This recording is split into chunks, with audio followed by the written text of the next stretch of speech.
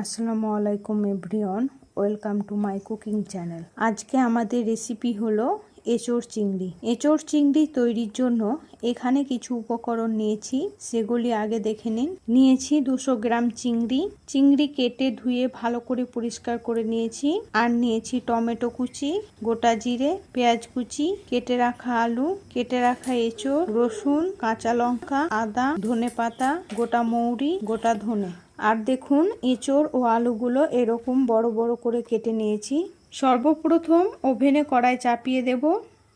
কড়াই গরম হয়ে গেছে, দেব 1.5 চামচ গোটা ধনে, 1.5 চামচ গোটা জিরে ও 1 চামচ মৌরি। এবার এই উপকরণগুলোকে হালকা একটু 2 থেকে 3 মিনিট ভেজে নেব। ভাজা হয়ে গেছে, এবার একটা পাত্রে ঢেলে ঠান্ডা করে নেব।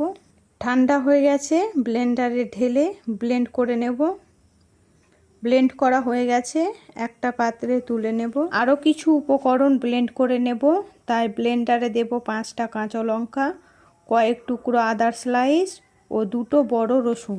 এবার ঢাকা লাগিয়ে ফাইন করে ব্লেন্ড করে নেব। ব্লেন্ড করা হয়ে গেছে, রেখে দেব। এরপর চিংড়ি ম্যারিনেট করে নেব, তাই চিংড়িতে দেব সামান্য পরিমাণ লবণ ও সামান্য পরিমাণ হলুদ গুঁড়ো। এরপর প্রত্যেকটা চিংড়ির সাথে ভালো করে লবণ ও হলুদ মাখিয়ে 10 মিনিট রেস্টে রেখে দেব। অপরদিকে আবার ওভেনে কড়াই চাপিয়ে দেব। কড়াইয়ে দেব সরিষার তেল।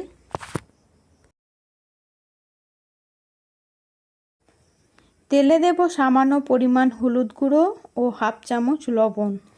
তারপর তেল ভালো করে গরম হয়ে আসলে দেব কেটে রাখা এঁচোড়গুলো। এঁচোড়গুলোকে হালকা লাল করে ভেজে নেব।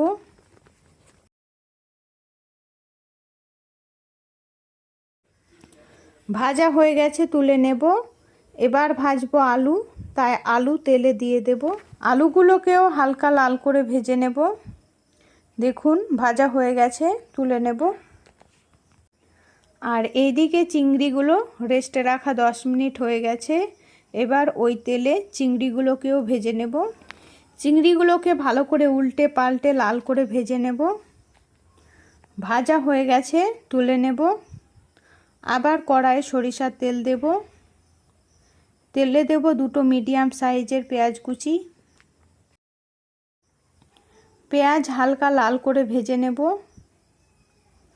পেঁয়াজ লাল হয়ে এসেছে, একসাথে পেস্ট করে রাখা লঙ্কা, আদা, রসুন দিয়ে দেব।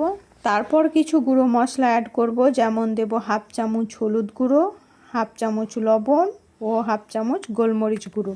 তারপর মশলা একটু নাড়িয়ে নিয়ে দেব 1/2 চামচ লঙ্কা গুঁড়ো। তারপর মশলা ভালো করে ভেজে নেব। মশলা থেকে এইভাবে তেল ছেড়ে আসলে দিয়ে দেব টমেটো কুচি। টমেটো গলে যাওয়া পর্যন্ত অপেক্ষা করব। টমেটো গলে গেছে, দেব ভেজে রাখা আলু।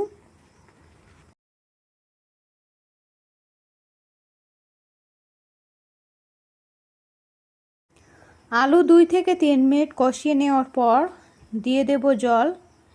এখানে খুব বেশি জল দেব না, কারণ এঁচোড় চিংড়ি মাখো মাখো রাখবো, তাই সেই রকম মাপ বুঝেই জল দেব। তারপর ঢাকা দিয়ে আলু 5 মিনিটের মতো সেদ্ধ করে নেব। দেখুন আলু অর্ধেক সেদ্ধ হয়ে গেছে। এবার ভেজে রাখা এঁচোড়গুলো দিয়ে দেব। তারপর আবার ঢাকা দিয়ে দেব। ঢাকা দিয়ে এঁচোড় ও আলু ভালো করে সেদ্ধ করে নেব। এঁচোড় ও আলু ভালো করে সেদ্ধ হয়ে গেছে। এবার ভেজে রাখা চিংড়িগুলোকে দিয়ে দেব। এবার দেব গুঁড়ো করে রাখা সেই ভাজা মশলাটা 1.5 চামচ, আর দেব 1 চামচ চিনি।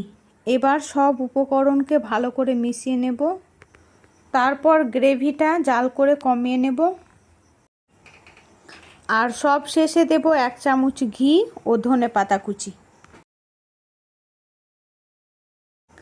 তারপর ঢাকা দিয়ে লো ফ্লেমে 3 থেকে 4 মিনিটের মতো রেখে দেব। 4 মিনিট পর গ্যাস অফ করে দেব। দেখুন এঁচোড় চিংড়ি রেডি হয়ে গেছে। ভিডিওটি ভালো লাগলে লাইক, শেয়ার, কমেন্ট করবেন এবং সাবস্ক্রাইব করে পাশে থাকবেন।